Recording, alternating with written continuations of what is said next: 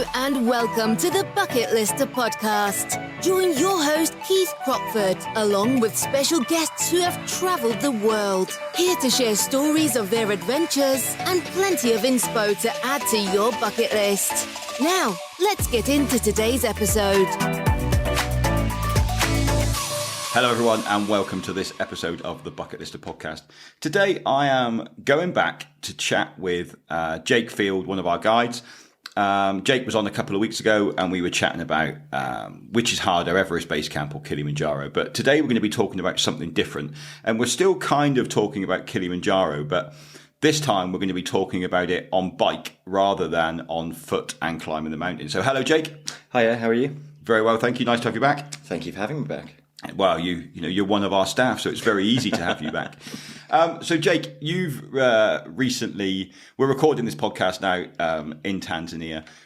I've just come off Kilimanjaro. Jake's been leading our Kilimanjaro to Ngorongoro cycle trek. It's a fairly new trip for us. We've only run it a couple of times now. And to be honest, it's been quite a slow burner to get the trip going, Jake, isn't it? Yeah, it has been. It's not really seemed to get as much attention as I think we were all hoping for, but actually having been out and just finished it, I can't understand why. I think it's definitely going on as one of my favourite trips of all time, actually. So Tanzania itself is an amazing country, but when people think of Tanzania, they generally think of two or three things, don't they? Yeah, I think when people say Tanzania, the first thing, or at least it comes to my mind, is Kilimanjaro. You know, that's always been top of my list. Is go, okay, Kilimanjaro, closely followed by a safari, and then after that, you know, there's a few other things that you can do, but I would say actually those are the main two that I always associate. So yeah. So, you know, obviously we are very busy with. You know, we've both done Kilimanjaro recently, both of us within the last month. You know, we're regularly in Tanzania to do Kilimanjaro. But talk us through the bike trip. Talk us through what it entails. Because do you need to be a keen cyclist to go on that trip? Okay, so the overall of the cycling tour, and I think it is important to stress that it's a cycling tour. You know, you are going to get to see some incredible things, and you get to see far more of the country than you would, you know, on a Kilimanjaro trip, for instance. I would say that you need to enjoy cycling. I don't think you need to be a semi-professional cyclist to give this a go and get the most out of it. But I think when was the last time you were on a bike, Jake, before this? It's been a little while. I definitely could have done a bit more training for it. You know, but actually, yeah, keeping mountain fit helped me quite a lot. So next time I might get on the bike. More so, actually, because it's a 5-day trip. You're sat on a bike for 5 days. You know, the fact that I'm able to sit down doing this podcast with you is quite nice. But yeah, I maybe would have done a little bit more cycling on the road and off road before doing this trip, just to get more used to the saddle. Let's put it that way. Bum fit. Bum fit. Yeah, there we go. So I'd say you need to have an enjoyment, or you need to enjoy cycling, but you don't need to be the best cyclist in the world. You don't need to be, competing at a super high level, because the beauty of this trip is you get out of it what you want. You know, when you're doing it, it's 5 days and we go across Tanzania, so you get to explore far more than, like I said, you would do on a normal Kilimanjaro trip. And there's huge cultural elements to the trip. There's a Jeep that will follow you the whole way, and you can sort of pick and choose. And just to put this trip into perspective, so this trip goes from, well, we say it goes from Kilimanjaro. It goes from the foot of Kilimanjaro in Moshi. Mm-hmm. From, you know, you leave the hotel where you're staying and you cycle out of the hotel, and then you go all the way down to the Ngorongoro crater. Yeah. And just to put that into some perspective, like we've just had a group leave this morning to go on their 3-day safari extension, and you know it's going to take them 4.5 hours in a car to drive down to where you finished. So that's kind of the distance that you're covering in those 5 days. Yes, it's a long way. There's no way to put it. It's around about 360 kilometers. So you are going to get to, you know, really experience all the ups and the downs of Tanzania. you definitely change your perception of, it's a flat country, with only Kilimanjaro as the mountain. There's definitely a few other hills out there that we found. But it is all quite gradual, and you get enough time to do it in the day. Okay, so just quickly break down the trip then and what you did in those 5 days. So from the moment you left here, what did you see? What did you do? Give us a bit of a description. So to be honest, so we left Weri Lodge, which is where we are at the moment, but we started cycling straight from there. And on day one, it was mostly off-road. We started to go a little bit through the back roads and get to explore, some of that side of Moshi in Tanzania. We didn't want to go all the way through on the tarmac, through those busy streets. We did about 50 kilometres on the first day, but actually it wasn't too bad. We started quite early in the morning, just to avoid the heat of the day. We did do a little bit on the tarmac, and then we finished off with the last 10 kilometres taking us to our camp. And I'm saying camp, but where we stayed was this Maasai camp, but there were lodges there, these huts, and they're absolutely gorgeous, really, really stunning. And while we were there, we actually got shown a lot about the culture of the Maasai people. I learned way more than I ever thought I was going to. Flora and fauna of the local environment. We got taught how to throw spears by the Maasai people, and they spoke through how they would, they reenacted how they would, hunt down a lion if it came into their camps. And then we spent the evening on top of a high point. We hiked up to this high point and we watched the sunset while the Maasai danced and sang. And then after that, we came and we sat around the fire, had a little bit of a history lesson before having some dinner and getting some sleep. And then the next day, we set out, did a slightly shorter day. So the days do vary. You're averaging about 50, 60 kilometres, apart from one day where you do 100 kilometres, but the majority of that's on tarmac, so it does go by quite quickly. And over the next couple of days, we'd be cycling, again, tarmac, dirt roads, getting into our camps in the evening, our lodges, which were all, brilliant in itself because you get the chance to shower, freshen up, stretch. There's swimming pools, there's Wi-Fi, there's electric. It's a really nice way, of recovering in the evenings. On the end of our 100-kilometre day, that's the long day, but you get to look forward to getting into the Tarangire National Park. So we stayed at these lodges that are actually in the national park.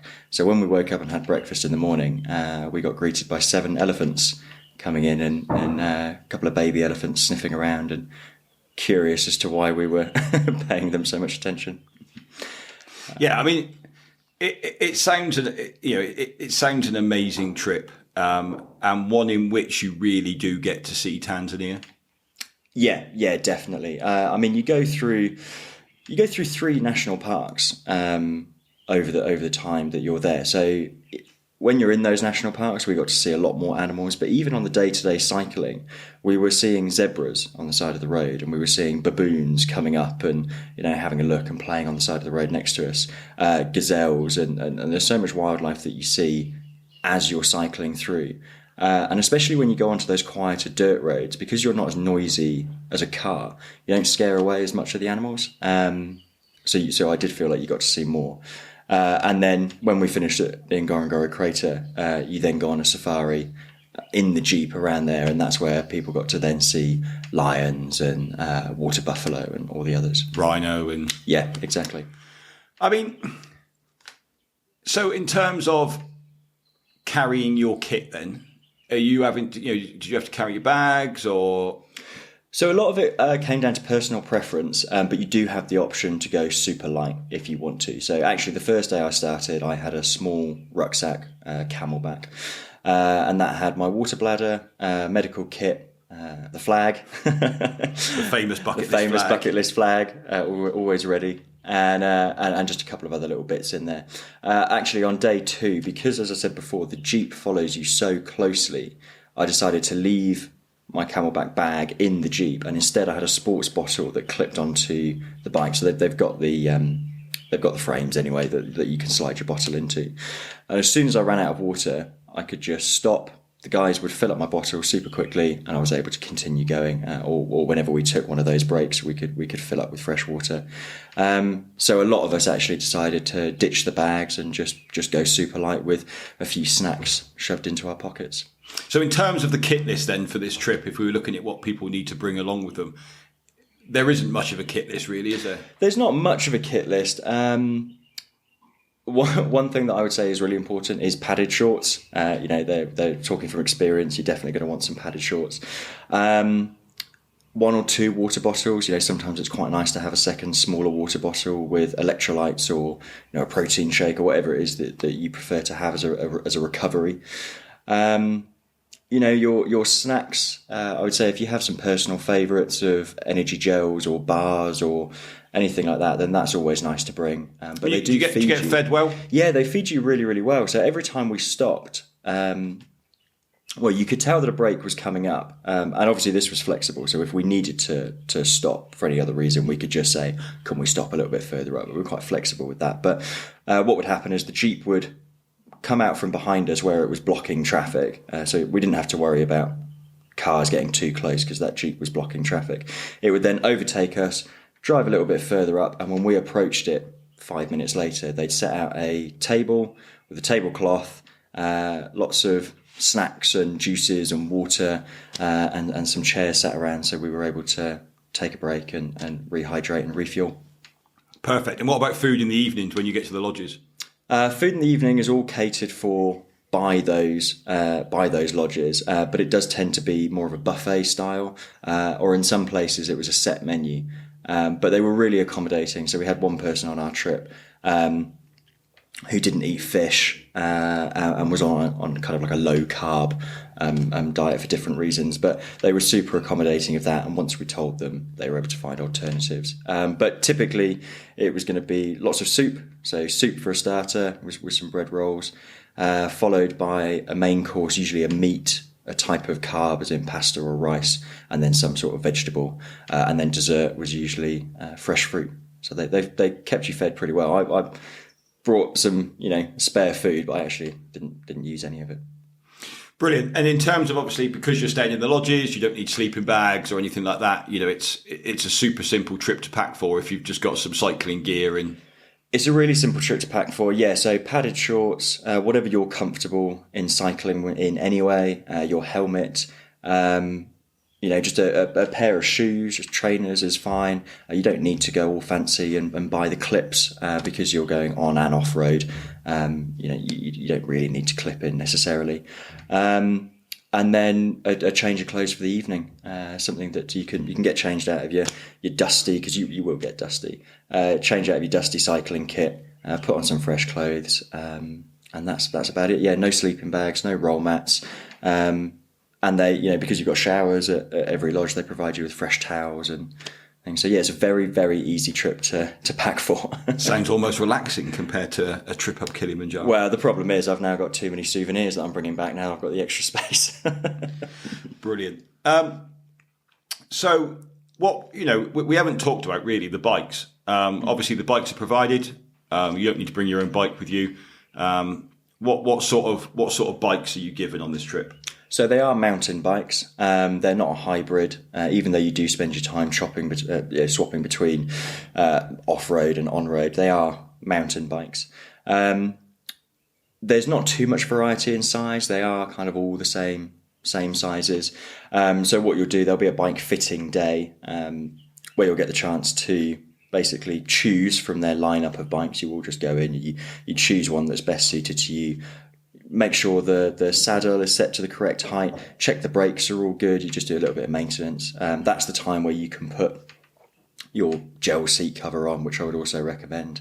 And actually something that a few people brought on this trip, for those of you who are listening who are interested in doing this, I would suggest a handlebar bag, or just a small bag that you can strap to your bike that you can just fit those extra little bits in rather than necessarily going for the big backpack. But yeah, you'll get fitted out, and then those are the bikes that you'll use. But they do carry spare bikes just in case of punctures and mechanical issues. So you had a guide with you? Yep. All the way escorted you? Yeah, so we had two 2 guides. We had a guy called Jimmy. He was our head guide. He was the guy in charge. He took us through the majority of the trip, or took us through all the trip. His number 2 was then a guy called George. So between the 2 of them, they would balance themselves, one leading at the front, one usually bringing up the rear, sometimes just moving up and down the line, making sure everybody's okay. You're then followed by the driver in the Jeep, and next to him is our mechanic. So his sole responsibility, his sole job was maintenance of the bikes. And if anything, like, your chain fell off or you got a puncture, which we did have a couple of times, he was straight in there fixing it within a couple of minutes, and you were good to go again. And as soon as we got into our accommodation in the evenings, you'd hand the bikes over to them. They would clean them, service them, and make sure they're all ready to go in the morning. So that was a really nice thing not to have to worry about. And what about if you got tired? What about if, oh my God, I've done, I imagine this was you, Jake, to be fair, but what happens if you got to the point where I've done 70 kilometres, I've got another 30 to do, I can't go anymore, like my bum's hurting too much? Well, for me, knowing what you would have said if I didn't make it was enough to power me up those hills. But no, so I think what I tend to say to people on these trips is, you can get out of it as much as you want to. And actually, especially with this cycling tour, that really is the case. If you were to get tired, you did have the option to just jump in the Jeep, skip some of those hills, join us again on the downhill sections or the flatter sections. We are cycling in Tanzania. It does get hot. We would normally be waking up and cycling fairly early in the morning, so about 6:30, 7 o'clock as the sun's coming up, we would be starting to cycle, just to try and avoid some of that heat during the day. But if it did get too much for anyone, then there was always the option of jumping in the Jeep. And I know that for a lot of people, 360 kilometres is going to sound quite intimidating.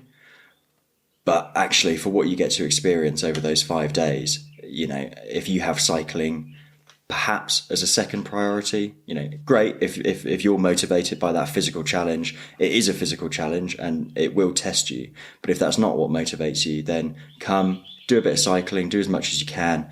And then if you do want to jump in the Jeep, then that's great, because you've got all of the other things that you get to experience that make it worth it, in my opinion.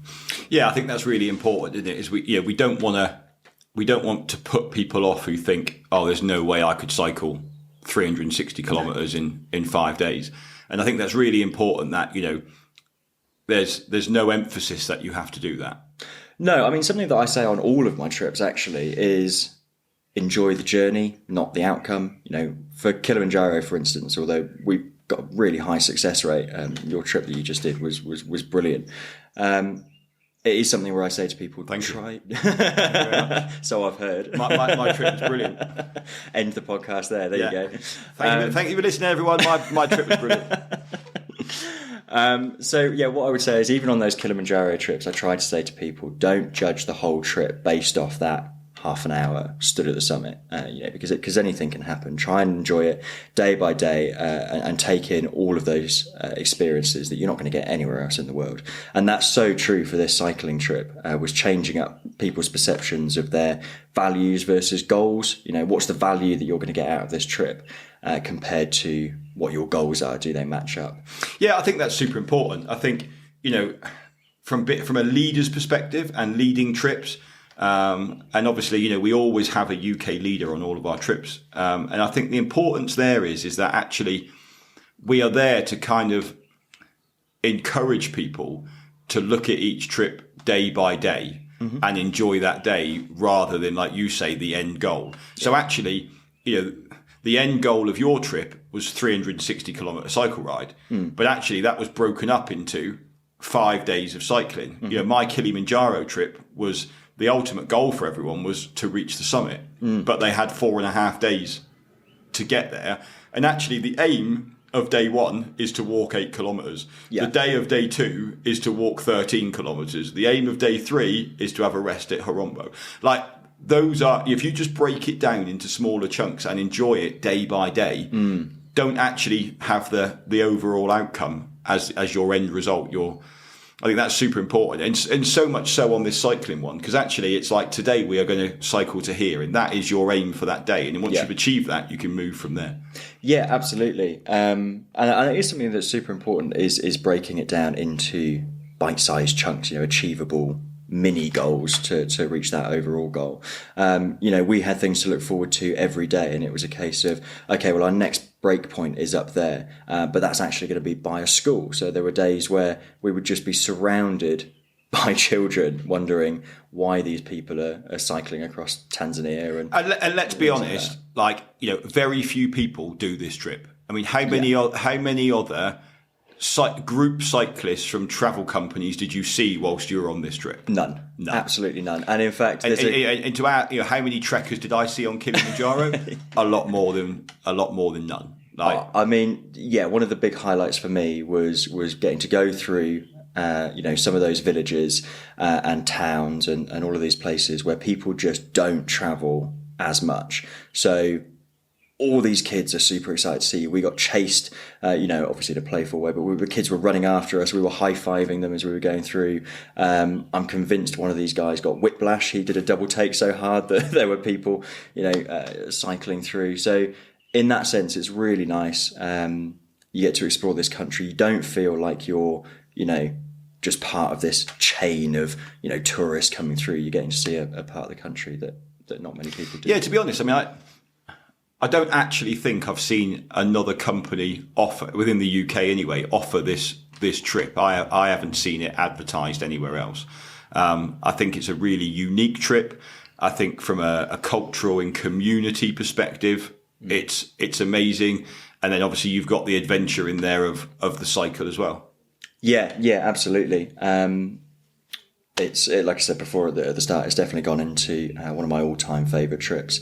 And with breaking it down into those manageable chunks, it was easier than I thought it would be in some areas, harder in others. Like, when you say you go down to Ngorongoro, well, that last day is pretty steep going up those hills. But it's Ngorongoro Crater is, I've done a safari in there several times now, and I think it's one of the most amazing places in the world. In terms of, they think that obviously the Ngorongoro Crater was once a hill, but they're saying that hill was actually, they believe it was higher than Kilimanjaro before it imploded, and now it's just its own ecosystem now of animals in there. It's incredible. It's like nothing else you've ever seen in the world, like you said. That was just another highlight. There's too many to choose from. To be fair, every single day people were going, well, this is my new favourite thing. Well, this is my new favourite thing. It was constantly, just blowing our minds with what we were exposed to. And if you were to take away then what would be your three takeaways from the trip? Like the three things that you were like, oh my God, I couldn't get that on another trip.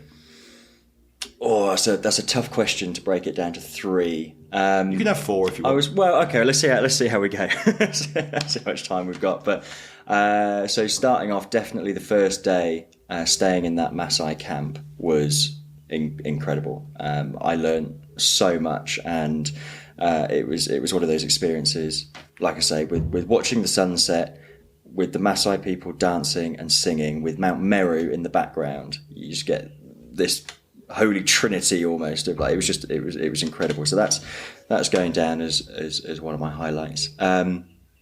The wildlife through these national parks, so Ngorongoro, the Tarangire, there's all of these national parks that you get to experience. So and you went round Lake Manyara as well, didn't you? We went round Lake Manyara, yeah. So that's so you're another taking one. the three national parks there, which is actually if you do Kilimanjaro or one of our Tanzania, the 3-day safari add-on that we offer is basically those three national parks, and you're kind of cycling through all of them. Yeah, so we saw a couple of jeeps with tourists kind of bypassing us as well. But actually, one of the things that I said was when we were travelling back, although we'd already cycled all of it, even sitting in the jeep on the way back, there were bits that we just didn't fully appreciate as we were driving compared to cycling, like a couple of the hills or certain towns and villages. You're through it so quickly that you don't get the time to take it in. But yeah, visiting the national parks would definitely go up there. The other one was our encounter with elephants.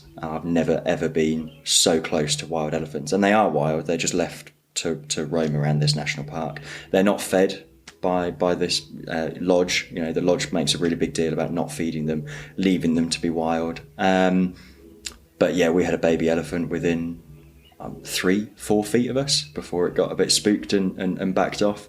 That's something that I've never experienced. So yeah, top 3: the Maasai, the elephants, the national parks. If I had to pick the 3, and the cycling obviously was you know, the underlying. It was great. It was, you felt like you'd achieved something every morning. Every time you got into the lodges around 2-3 o'clock, you'd already achieved something for that day. So then everything else on top of it was just an extra add-on. Yeah, brilliant. I mean, I think, you know, I would love to get more people doing this trip. I think, you know, Tanzania is such an amazing country, and I'm fully aware that, you know, there's people out there that don't want to go and climb Kilimanjaro. Yeah. And that is, you know, for adventure travel people, Kilimanjaro is on a lot of, you know, people's bucket list, but likewise it's not on a lot of people's bucket list as well. But Tanzania still has so much to offer people. And actually, I think this trip, if hiking Kilimanjaro is not on your bucket list, then this is a second best to come to Tanzania and see the real Tanzania. Yeah, I can't speak highly enough of it. And I think it gets a really good balance where you sort of get to achieve both that physical and that cultural, like I say. So it is a nice in-between. So yeah, if Kilimanjaro isn't your thing, then give this a try, because, you know, I got to see a whole new side of Tanzania. And maybe, like a couple of people on my trip, after spending 5 days and the first couple of days getting to look at Kilimanjaro, they've now been tempted to sign up and to switch across to the other one. Come and climb it and see it from a different perspective. So if someone's sitting on the fence listening to this podcast, then Jake, and thinking, yeah, do you know what, I could be interested in that. Like that does tick a few boxes for me. Like what would you say to them? Well, I'm biased. I would say, yeah, go for it straight away. It's you know, I don't know anybody who looks back on life and regrets, you know, experiences like this. It's something that you'll always get something out of. And like I say, even if you turn up and the 360 kilometres of cycling is a bit too intimidating for you, you've got options to, you know, be able to join in and help in other ways. It's not the be all and end all. But I would say, yeah, go out, have a bit of a cycle, and sign up to the trip. Yeah, we've had a chat, and you know, you're going to be writing a blog post over the next few weeks, like detailing the trip a bit more, putting some, you know, photos and videos in there, so we can actually have a good look at what the trip looks like. So keep an eye out on the website, or go onto the website and find that article from Jake, and I'll put a link to it once it's done in the show notes as well, so people can have a click and read it. Jake, one thing I've started asking the people we have on the show, and I'll ask you as well, even though, you know, this is your job and you come out and do these trips anyway, but what's there, because I didn't ask you last time you were on, but what's there left on Jake's bucket list? Oh, there's so much left on my bucket list. I had somebody ask me the other day, and they said, "Oh, is there what's on your bucket list? Is there a trip that you're looking forward to?" And I think about 15 minutes later, they were regretting asking that question. It could just go on and on and on.